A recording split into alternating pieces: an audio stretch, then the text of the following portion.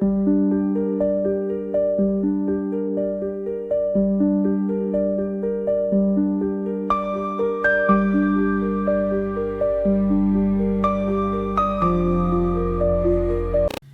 everybody, Kat here. Welcome to the channel. Hope you're having a great day. It is Sunday, and a little bit of housekeeping first. I want to welcome all my new subscribers. Welcome to the channel.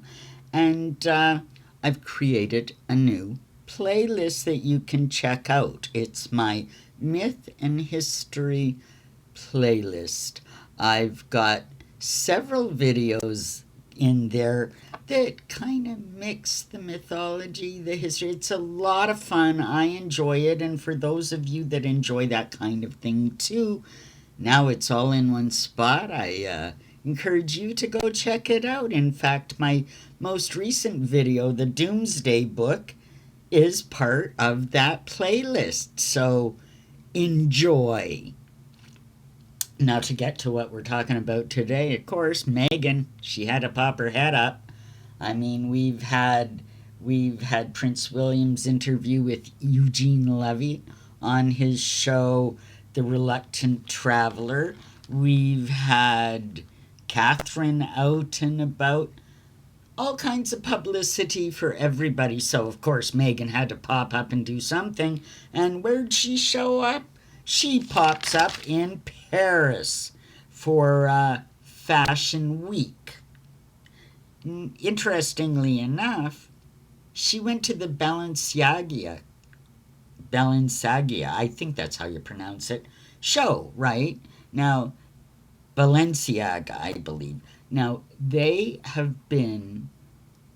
caught a lot of flack because they had some really terrible ads using children, and they were really exploitative. You can look it up. You can Google it. They're just awful.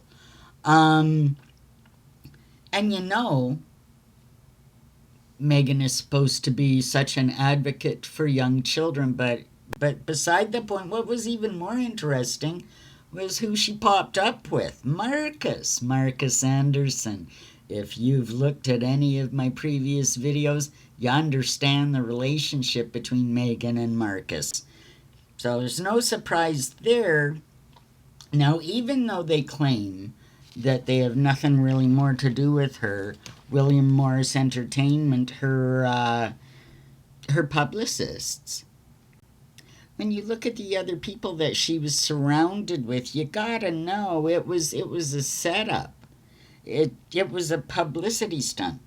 I'm sure that they were behind the invite because this was indeed the first time she's ever been invited to Paris Fashion Week. And she had an encounter with Anna Wintour. They did the kissy-kissy even though the two of them despise each other. Keep in mind, Meghan's been trying to snare an invite to the Met Gala for years, and it's Anna Wintour behind it. Meghan's never been invited. So, you know, as with Meghan, it's all for show. It is all a publicity stunt. It's all a photo op. And she sachets in there in, you know, an oversized KP outfit. Could have maybe pulled it off if she was 6 feet tall, but she just looks ridiculous again. But one thing I will say, at least this time it looks like the outfit had been ironed. So, you know, that's something. But she wants you to believe she's a supermodel. She is not. She wants you to believe she's a sought-after A-lister being celebrated. Well, truth be told, in the seating area to actually watch the show, Meghan and Marcus were kind of shunted off down the line a little bit. They did not get preferred seating that would catch all the camera angles, you know, so she wasn't in every frame of the fashion runway. So, you know, it was a ridiculous show. It was a ridiculous show, but, you know, Meghan, anything for the cameras. Um, and then after the show, her and Marcus attended the ritzy after party, right?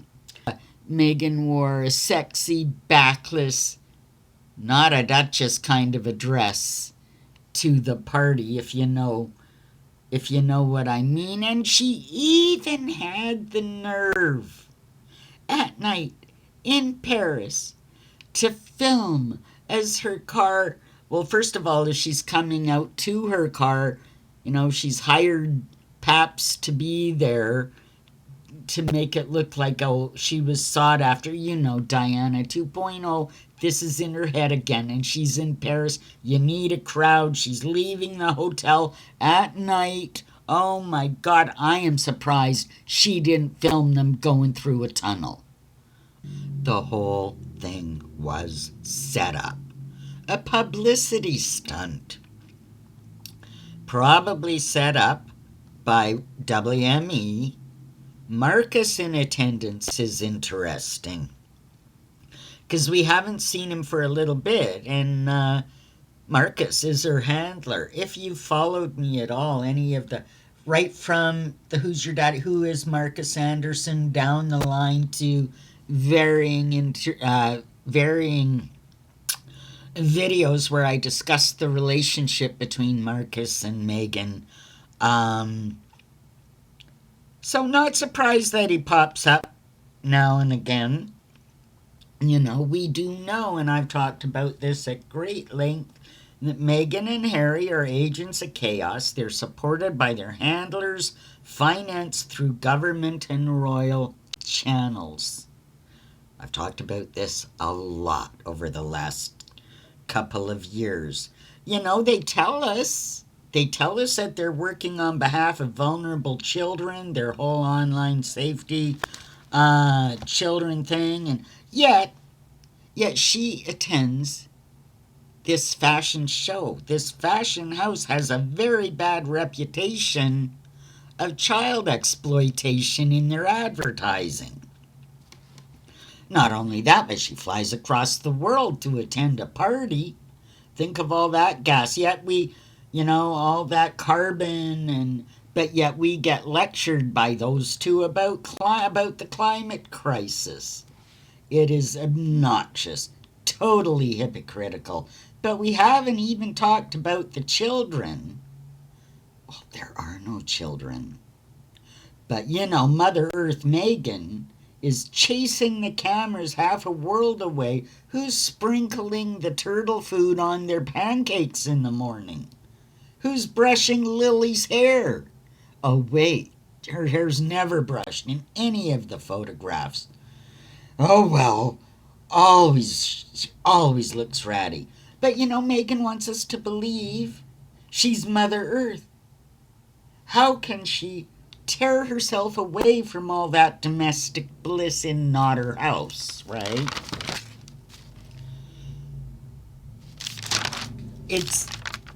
It's outrageous. As ever, it's not a business. Everything's a photo op. It's all smoke and mirrors, set dressing, scam jam. We know this. We've known it all along. Meghan Markle's life is nothing but a series of prearranged photo ops, sometimes employing child actors to fill out whatever narrative she's trying to push, Everything is staged. We know that. We saw it. She can't even get that right. With 18 producers, whatever. With Love, Meghan was so badly produced. And you gotta wonder, was that down to Meghan insisting on getting her way and not taking any direction? Or did the people involved, were they just so frustrated with her that they just were happy to sabotage their own product to make her look bad? We had bugs on plates, all kinds of things that she would be called out for. Health and safety infractions, hair in the food, the jewelry, all the cringeworthy stuff. She never held a knife correctly in any episode. Did no one tell her? She wants us to believe she's a domestic goddess too. Remember though, not her house, not her orchard, not her apricots, not her wine, not her kitchen. She's not at home canning apricots. Look at these pictures. She's holding the canning tongs upside down. It's unreal. Everything we see is a scam. Everything's an illusion. None of it's work. We see through it all. But something interesting, after seeing Marcus pop up, I think something's brewing. I really do. It'll be interesting to keep an eye on Meghan over the next little bit and see what she comes out with next. Because I think something's hatching. Hope you enjoyed this. Like, subscribe, leave me a comment. I want to know what you're thinking. We'll see you in the next one. Bye, everybody.